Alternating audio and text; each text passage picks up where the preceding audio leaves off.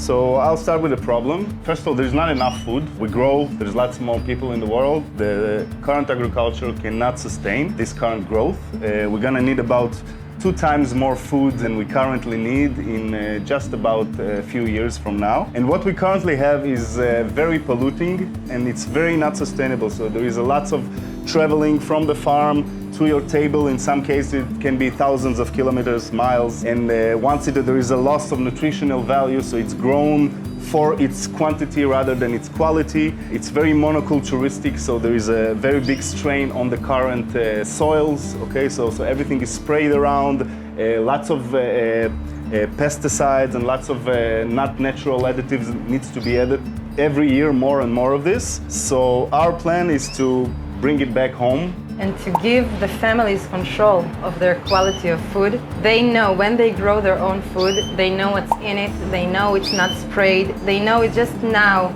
picked up from the system and has all its nutritional value. 100% of the nutritional value is in the fruit or the vegetable. So we want to give all those advantages to families to have in their own home so they can grow beyond the limiting agriculture industry that is bringing something that looks very good to the supermarkets but doesn't bring the real value that is needed for a healthy life.